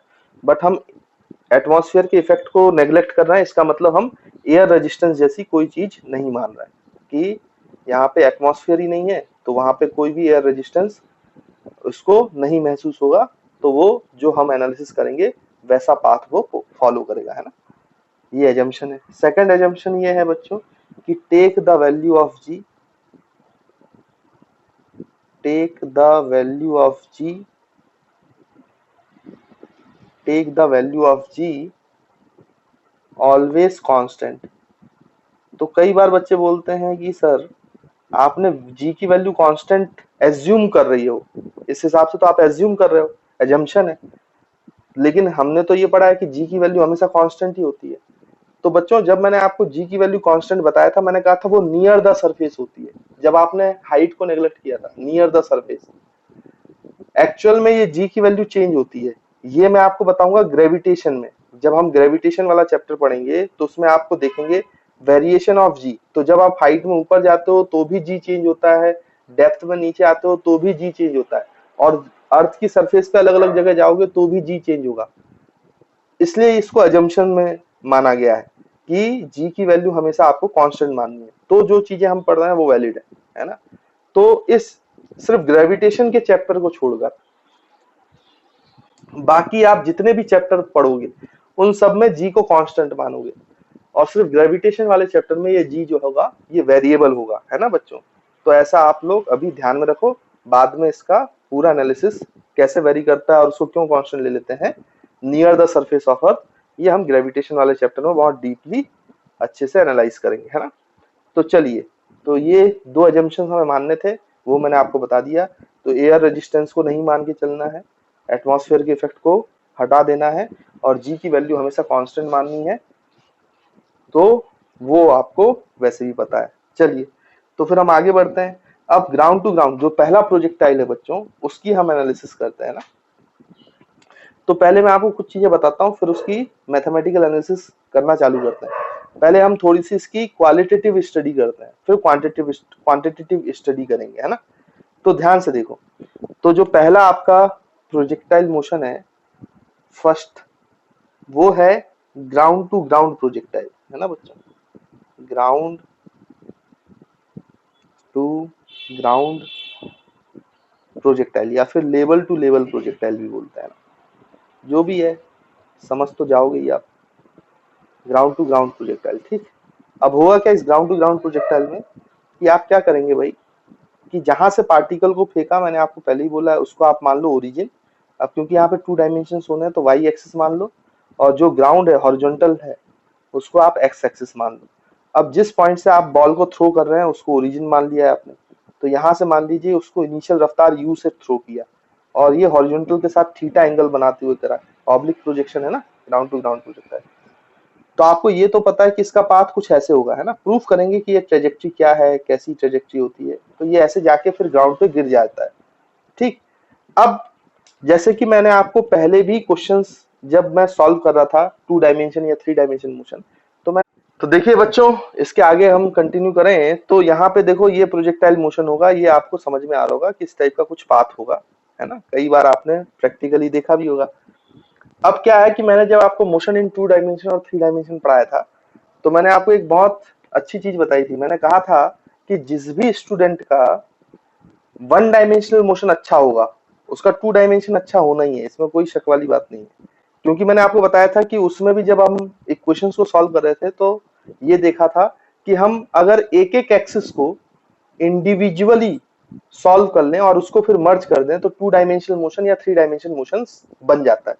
अब जरा इस चीज को हम यहाँ पे एक्सपेरिमेंटली चेक करते हैं प्रैक्टिकली, कि ऐसा क्या यहाँ पे पॉसिबल है कि मैं एक्स एक्सिस का सिर्फ मोशन एनालाइज कर लूं, तो एक एक्सिस का 1 डायमेंशनल मोशन से, और सिर्फ वाई एक्सिस का एनालाइज कर लूं तो वाई का 1 डायमेंशन लगा लूं, और जब मुझे 2 डायमेंशन में चाहिए होगा तो इन दोनों का एनालिसिस को मैं मर्ज कर दूंगा। तो पहले इसको क्वालिटेटिवली समझते हैं, फिर क्वांटिटेटिवली तो हमें सॉल्व करना ही है। तो देखो, आप ऐसा मानो कि इसको अगर हमें 2 एक्सिस पे देखना है 1 डायमेंशन मोशन की तरह, जो आपका ये पार्टिकल है, यहां पर हम क्या करते हैं कि एक वाई एक्सिस में एक्स एक्सिस के पैरेलल एक बहुत बड़ी आप टॉर्च लगाओ इस तरीके से, जितना इसका मोशन मोशन है, तो ऐसा अज्यूम करो कि यहाँ पे बच्चों इस तरीके से एक टॉर्च है ऊपर, तो इसकी जो लाइट रेज आ रही होंगी बच्चों वो ऐसे नीचे आ रही होंगी पैरेलल टू वाई एक्सिस, क्योंकि टॉर्च जो है वो परपेंडिकुलर टू वाई एक्सिस है ना। ये तो समस्या नहीं है, ये तो आपको समझ में आता है। और ऐसा ही एक काम ऐसा करो आप कि पैरेलल टू वाई एक्सिस या परपेंडिकुलर टू एक्स एक्सिस एक और टॉर्च आप ऐसे लगाओ, और इसकी जो लाइट है वो पैरेलल टू एक्स एक्सिस ऐसे आ रही है, जरा देखो आप। और ऐसा समझो कि वाई एक्सिस पे एक स्क्रीन है और एक्स एक्सिस पे एक दूसरी स्क्रीन है, ये दोनों एक्सिस स्क्रीन की तरह बिहेव कर रही है। किसकी तरह बिहेव कर रही है बच्चों? स्क्रीन की तरह। अब आप खुद सोचो, जब आप इन दोनों टॉर्च को जलाएंगे तो ये जो पार्टिकल है, जब ये पार्टिकल हवा में आएगा तो इसकी शेडो बनेगी। इस टॉर्च की वजह से इसकी शेडो बच्चों एक वाई एक्सिस पे शेडो बनेगी, और ऊपर वाली टॉर्च की वजह से पैरेलल टू एक्स एक्सिस की वजह से इसकी शेडो एक्स एक्सिस पे बनेगी, क्योंकि एक्स एक्सिस भी स्क्रीन है, वाई एक्सिस भी स्क्रीन है। तो जैसे पार्टिकल ओरिजिन पर है, तो आपको ये समझ में आ रहा है कि एक्स एक्सिस में भी वो शेडो ओरिजिन पे ही दिखाई देगा एक्स इक्वल टू 0 में, और वाई वाला शेडो मतलब एक्स वाला शेडो 0 पे दिखाई देगा और वाई वाला शेडो भी 0 पे दिखाई देगा, है ना। उसके बाद जब पार्टिकल ऊपर आएगा तो देखो इसके करस्पॉन्डिंग एक शेडो एक्स एक्सिस में आगे जाती हुई दिखाई देगी इस तरीके से, और वाई में वही शेडो अब ऊपर जाती हुई दिखाई देगी इस टॉर्च की वजह से। फिर जब पार्टिकल और ऊपर आएगा तो इसकी इस टॉर्च की वजह से नीचे शेडो, तो ये शेडो और आगे आ गई। तो आपको ऐसा लगेगा कि एक शेडो सिर्फ एक्स एक्सिस में मोशन कर रही है, और वाई एक्सिस में भी आपको ऐसा लगेगा कि सिर्फ एक शेडो मोशन कर रही है, लेकिन रियलिटी में ये दोनों शेडो किसकी हैं? इस पार्टिकल की है जो 2 डायमेंशनल मोशन कर रहा है। तो आप इस बात को समझो कि अगर ये दोनों 1 डायमेंशन मोशन को हम मिला दें, जो शेडो की मोशन है, तो आपको 2 डायमेंशनल मोशन मिल जाएगा। वैसे ही आप देखो तो ये वाली शेडो आपकी वाई एक्सिस में और ऊपर आती हुई नजर आएगी। फिर आप यहाँ पे देखो, जब ये पार्टिकल अपने टॉप मोस्ट पॉइंट पे पहुंच जाएगा तो ये शेडो एक्स एक्सिस में यहाँ दिखाई देगा आपको, और ऊपर टॉप मोस्ट पॉइंट पे आपको वाई में ये शेडो यहाँ ऊपर आते हुए दिखाई देगा। और टाइम बीतेगा तो देखो ये पार्टिकल जब इधर आएगा तो एक्स एक्सिस में तो शेडो आगे ही जा रहा है, बट वाई एक्सिस में जो शेडो है वो अब यू टर्न ले चुका है, नीचे आ रहा है, देखो आप। फिर ये नीचे इस तरीके से, तो एक्स एक्सिस में तो आगे ही जा रहा है और वाई एक्सिस में और नीचे आ गया, और जब ये ग्राउंड को हिट करेगा तो वापस ये वाई एक्सिस में 0 को टच कर लेगा। एक्स एक्सिस में ये पूरा यहां से लेके यहां तक की लेंथ कवर करेगा। यानी कि अगर आप किसी भी पॉइंट ऑफ टाइम पे इन दोनों शेडो की पोजीशन अगर आपको पता है तो उसके करस्पॉन्डिंग आप पॉइंट देखोगे तो पार्टिकल की पोजीशन आपको पता चल जाएगी। यानी मैं अगर इन शेडो के 1 डायमेंशनल मोशन को एनालाइज कर लूं तो मुझे पार्टिकल का 2 डायमेंशनल मोशन मिल जाएगा। इसलिए हम जो भी प्रोजेक्टाइल मोशन पढ़ेंगे उनको 2 हिस्सों में तोड़ के पढ़ेंगे, यानी कि हम कोई नया 2 डायमेंशन मोशन नहीं पढ़ रहे हैं, हम 2 डायमेंशन मोशन को तोड़कर पढ़ेंगे। 2 डायमेंशन मोशन को एक 1 डायमेंशनल मोशन में कन्वर्ट करेंगे एक्स एक्सिस में, तो हम एक्स एक्सिस की एनालिसिस करेंगे अलग से 1 डायमेंशन मोशन की, और हम यहाँ पर वाई एक्सिस की एनालिसिस करेंगे अलग से, वो भी 1 डायमेंशन मोशन की। और फिर इन दोनों को आप जब मर्ज करोगे तो आपको पार्टिकल का 2 डायमेंशनल मोशन मिल जाएगा। आई होप आपको ये पॉइंट क्लियर होगा। अब इसकी एनालिसिस करने के लिए कुछ पॉइंट्स आपको समझने चाहिए जो हमें लिखना चाहिए। अब क्योंकि हम 1 डायमेंशनल मोशन एनालिसिस कर रहे हैं किसकी बच्चों? एक्स एक्सिस की, और 1 डायमेंशन की मोशन की एनालिसिस अलग से कर रहे हैं वाई एक्सिस की, तो हमें जो वेलोसिटी है उसके कंपोनेंट एक्स वाला और उसका वाई वाला कंपोनेंट ये चाहिए होगा। तो इसका जो एक्स वाला कंपोनेंट होगा यू एक्स इनिशियल वेलोसिटी का, इसके साथ बच्चों थीटा अटैच है, तो ये वाला कंपोनेंट हो जाएगा u cos थीटा, हमेशा याद रखेंगे। और वैसे इनिशियल जो वेलोसिटी का y कंपोनेंट है u y, वो उसके साथ थीटा अटैच नहीं है, तो वो हो जाएगा u sin थीटा, है ना। ये सब हमने वेक्टर्स में पढ़ा हुआ है कंपोनेंट्स करना।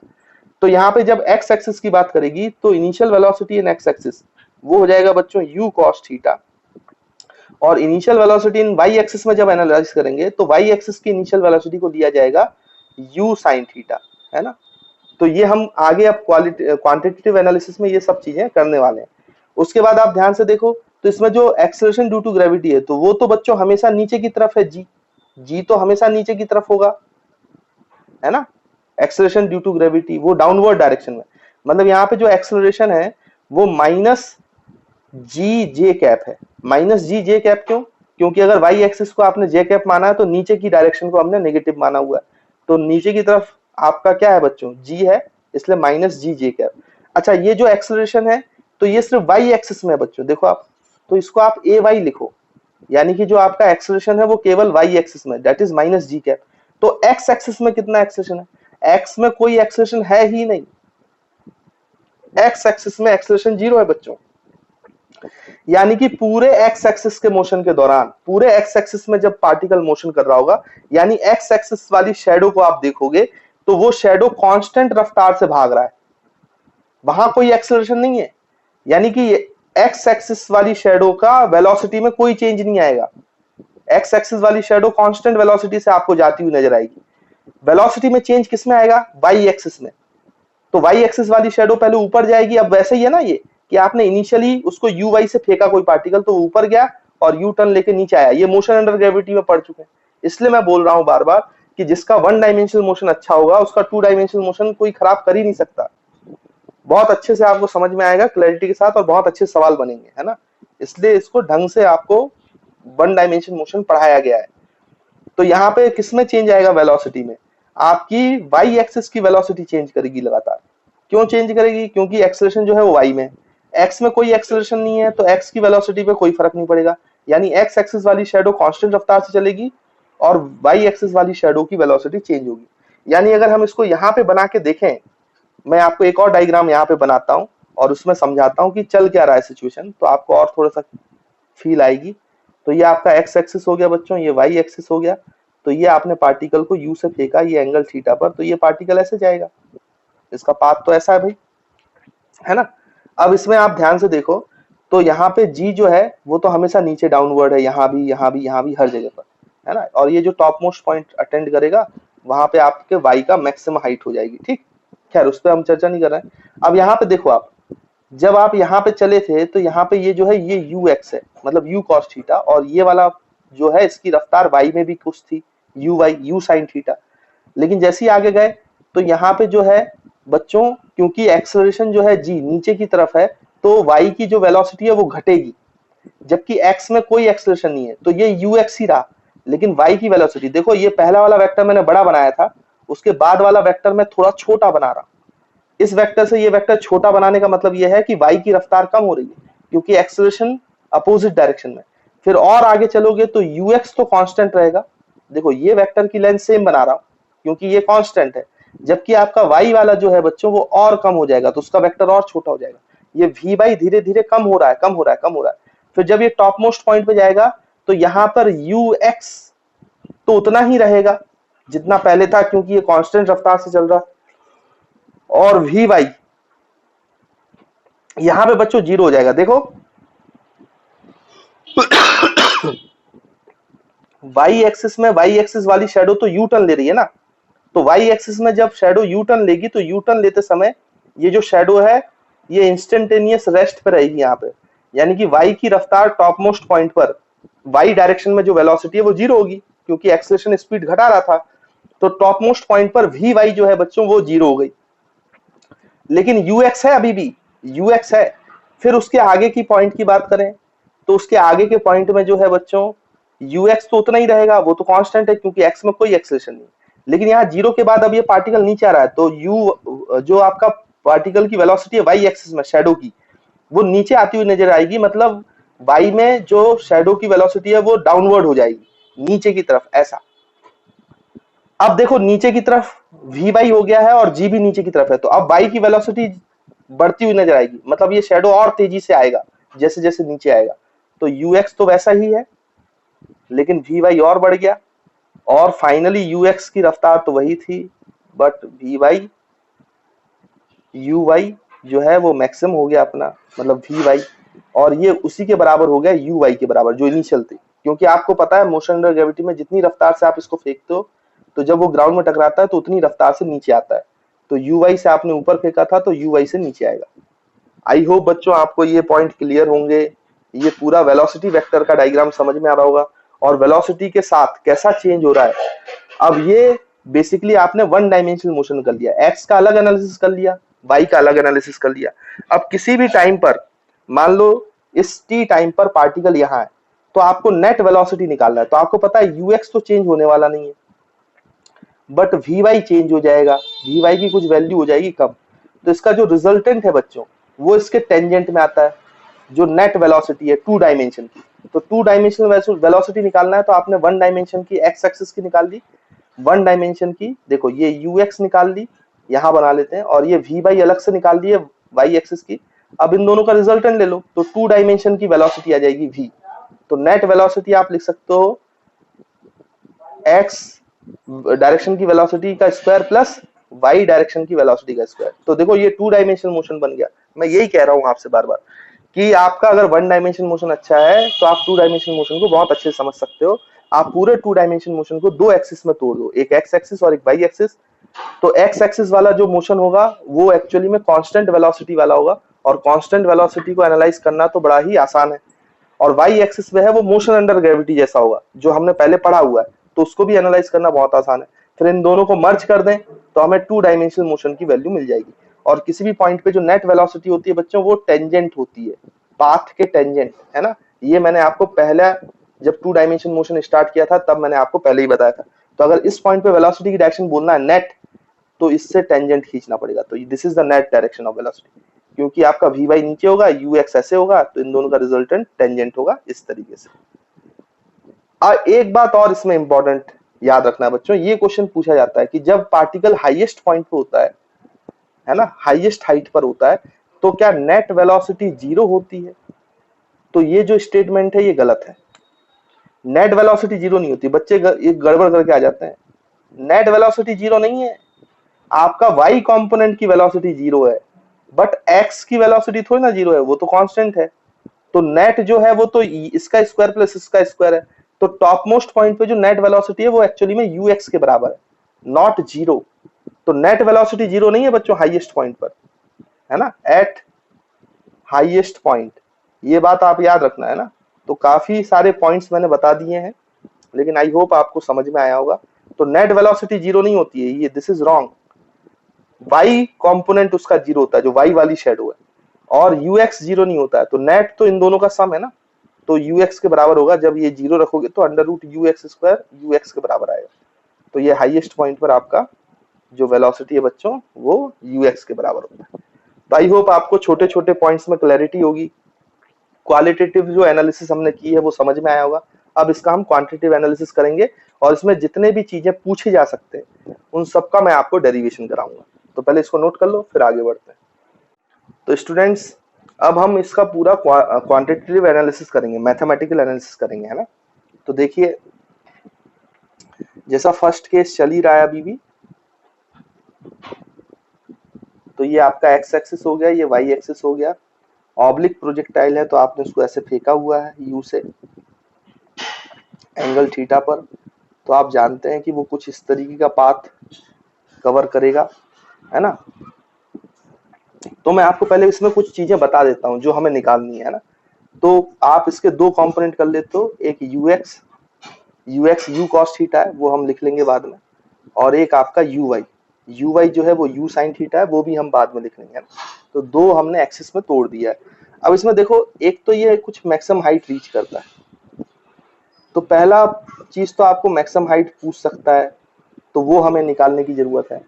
दूसरी चीज, यहां से पार्टिकल चला और यहां तक कुछ वो समय लेगा, तो कुछ समय वो हवा में रहेगा, तो आपको टाइम ऑफ फ्लाइट पूछ सकता है।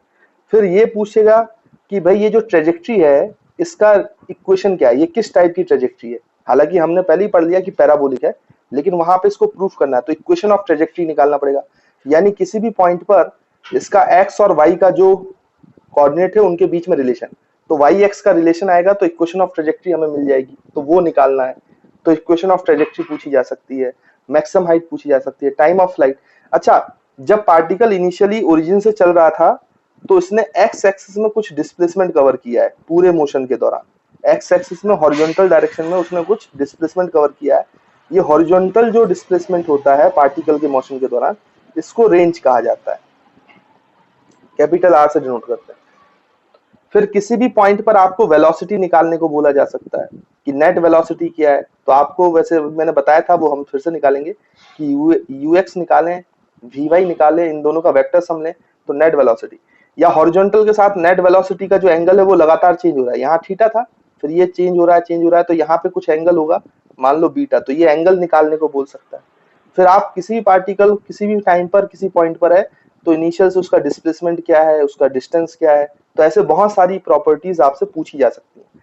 तो वन बाई वन करके हम पूरे सारी चीजों को हैंडल करते हैं ना बच्चों, तो एक एक करके हम निकालते हैं। तो सबसे पहले मैं आपको बताऊंगा कि इसकी इक्वेशन ऑफ ट्रेजेक्टरी कैसी होगी, ठीक। तो सबसे पहले हम वही निकालते हैं। तो पहला पॉइंट आप हेडिंग डालेंगे, जो पहला एनालिसिस हमें करना है वो है इक्वेशन ऑफ ट्रेजेक्टरी, ठीक है बच्चों। तो इसको जल्दी से सॉल्व करते हैं और निकालते हैं। तो फर्स्ट इक्वेशन ऑफ ट्रेजेक्टरी है ना, और अब इस इक्वेशन ऑफ ट्रेजेक्टरी से ये प्रूफ करेंगे कि ये पैराबोलिक पाथ है। तो स्ट्रेट लाइन नहीं होगा तो आपको पक्का पता है कि कौन सा पाथ है, क्योंकि जी कांस्टेंट होता है पैराबोलिक। तो हम सबसे पहले इसको दो एक्सिस में तोड़ देते हैं। एक तो आपका एक्स एक्सिस का मोशन है बच्चों, है ना, और एक आपका वाई एक्सिस का मोशन है। और ये जो सारे डेरिवेशन है ये घर पर बिना देखे, जब तक आपको बिना देखे सॉल्व करते ना बन जाए तब तक आप सॉल्व करना, क्योंकि these are very very important, है ना। तो एक्स एक्सिस में इनिशियल वेलोसिटी क्या है बच्चों, ux, तो ux को लिख सकते हैं u cos theta. y axis में इनिशियल वेलोसिटी क्या है बच्चों, तो uy को लिख सकते हैं u sin थीटा। और a जो है y में वो माइनस जी के बराबर है, ये हमें पता है। और यहाँ पे ax वो 0 है, तो ये कांस्टेंट स्पीड से चलेगा, कांस्टेंट स्पीड वाली चीजों को हम निकाल सकते हैं। अब यहाँ पर किसी भी टाइम t पर हमें y में डिस्प्लेसमेंट चाहिए y, और यहाँ पे किसी भी टाइम t पर, उसी टाइम t पर जो x में डिस्प्लेसमेंट होगा वो हमें पहले x चाहिए। तो फिर x और y में हम रिलेशन निकाल लेंगे। तो देखो किसी भी t टाइम में ये पार्टिकल इस पॉइंट पर है, तो इसने जो x में डिस्प्लेसमेंट कवर की है बच्चों x एक्सिस में, वो उसको x बोल देते हैं, और इसने जो y में डिस्प्लेसमेंट कवर की है तो उसको हम y बोल देते हैं। और इस y और x के बीच का relation he equation of trajectory होगा। तो खैर यहाँ पे भी टाइम कितना लगेगा बच्चों, t, क्योंकि t टाइम में उसने y में डिस्प्लेसमेंट कवर किया है, तो t टाइम में उसने x में भी कवर किया है, तभी ये ऐसे ऊपर आया है ना। तो दोनों में टाइम सेम लगा है। तो पहले तो हम दोनों का x और y की वैल्यू टाइम के रेस्पेक्ट में निकाल लेते हैं, फिर टाइम को एलिमिनेट कर लेंगे। अब देखो बच्चों, ये जो x एक्सिस में उसने हॉरिजॉन्टल डिस्प्लेसमेंट कवर किया है x t टाइम में, ये तो कांस्टेंट स्पीड से किया है, ux तो आपका कांस्टेंट है जैसे मैंने आपको पहले बताया। तो अगर कांस्टेंट स्पीड से किया है तो इसमें तो हम डायरेक्ट फॉर्मूला लगा सकते हैं ना, distance is equals to speed into time, यानी x is equals to speed यानी कि ux इनटू टाइम। तो यहां से टाइम का फॉर्मूला क्या आ जाएगा बच्चों, तो देखिए अब बच्चों y एक्सिस की इक्वेशन सॉल्व करते हैं। तो हम ये सेकंड इक्वेशन ऑफ मोशन लगा लेते हैं, s is equals to ut plus half at square, है ना। यहाँ पे ये सब y y हो जाएगा, तो डिस्प्लेसमेंट इन y y है, इज इक्वल्स टू uy। तो पहले हम यहाँ uy लिख लेंगे, बाद में u sin थीटा पुट कर देंगे, इनटू टाइम t है बच्चों, माइनस लगाना पड़ेगा क्योंकि हाफ a की वैल्यू माइनस जी है, तो माइनस हाफ जी इंटू टी स्क्वायर। तो देखो बच्चों y t के टर्म्स में, और यहाँ पे t हमने x के टर्म्स में लगा दिया। तो अगर यहाँ से हम t एलिमिनेट कर दें तो y और x के बीच में रिलेशन मिल जाएगा, मतलब इक्वेशन ऑफ ट्रेजेक्टरी मिल जाएगी। तो इक्वेशन ऑफ ट्रेजेक्टरी के लिए आप t की वैल्यू ये पुट कर दो, तो देखो क्या मिलेगा आपको, y is equals to uy, तो uy t, तो ये हो जाएगा बच्चों uy into x upon ux, t की वैल्यू x अपॉन ux डाल दिया हमने, minus half G T square, तो टी स्क्वायर मतलब x square divide by ux का स्क्वायर, है ना बच्चों। तो आप चाहे तो इस फॉर्मेट में याद रखना, ux और uy तो आप निकाल के वैसे भी डाल सकते हो, और अगर इस फॉर्मेट में याद नहीं रखना है तो आप इसको ऐसे याद रख लो जैसे मैं बता रहा हूँ, इसकी वैल्यूज आप डाल दो, ux की वैल्यू u cos थीटा डालो, uy की वैल्यू u sin थीटा डालो। तो हम डालेंगे यहाँ पे वैल्यूज, तो आपको मिलेगा uy जो है ये u sin थीटा है, और इंटू x, तो x को मैंने इधर लिख लिया बच्चों, अपॉन ये ux जो है ये u cos थीटा है, तो u और u तो कैंसिल हो गया, minus half ji x square by U X, तो u square cos square theta. तो ये साइन अपॉन कॉस थीटा जो है बच्चों वो टेन थीटा आ जाएगा, तो y is equals to x into tan theta minus half ji x square divide by u square cos square theta, u square cos square theta. तो this is the equation of trajectory. देखो बच्चों, ये हो जाएगा आपका u square cos square theta, है ना।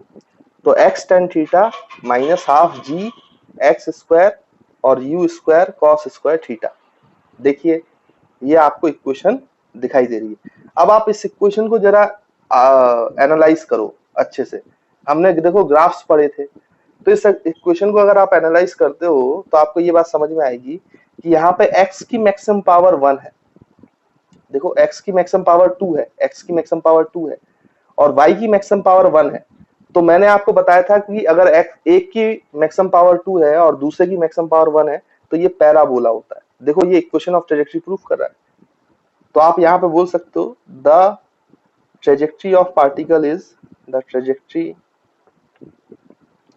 Of particle is trajectory of particle is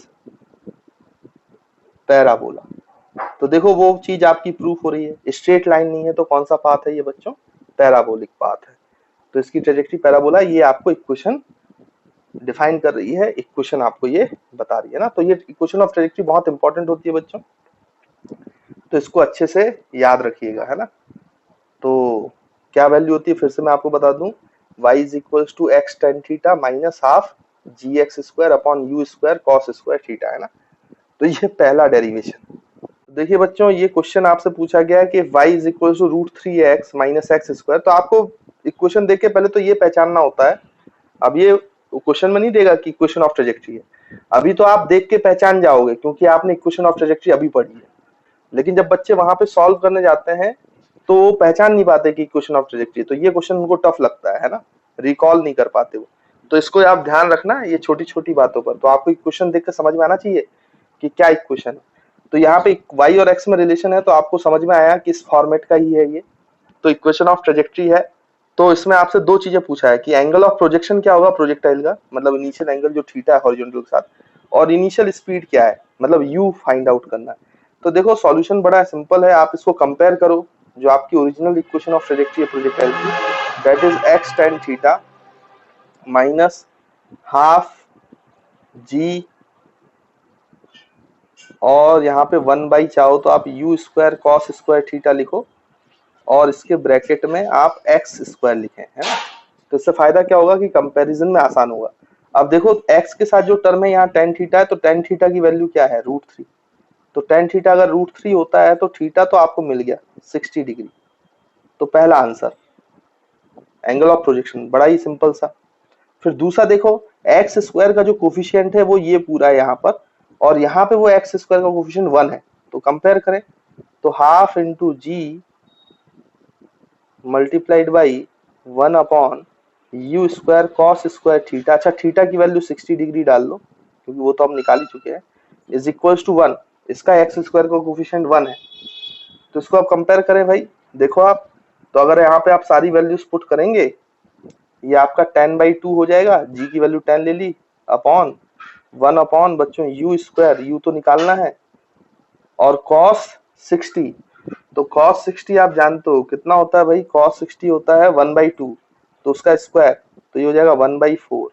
तो ये 2 से ये 5 कैंसल, इक्वल्स टू 1। तो आप ध्यान से देखो तो ये 4 ऊपर चला जाएगा, तो 4 इंटू 5 20 आ जाएगा, और यू स्क्वायर इधर मल्टीप्लाई कर दो तो ये 1 इंटू यू स्क्वायर, तो u की वैल्यू √20, और √20 को आप लिख सकते हो 2√5 मीटर पर सेकेंड। तो दिस इज योर आंसर। तो ये आपने दोनों आंसर, तो देखो बच्चों बड़े सिंपल क्वेश्चन होते हैं, बट वहां पे रिकॉल कर पाना, ये क्वेश्चन बच्चे अमूमन भूल जाते हैं, बाकी सब आपको याद रहेगा, बच्चे सिर्फ इक्वेशन ऑफ ट्रेजेक्टरी को भूलते हैं ना। तो इसको बच्चों अच्छे से याद रखो, नहीं तो प्रोसेस आपको याद है तुरंत आप निकाल लेना, ये सब लिखने की जरूरत नहीं है, बहुत तेजी से आप निकाल पाओगे जब आपकी अच्छी खासी प्रैक्टिस होगी। तो आई होप आपको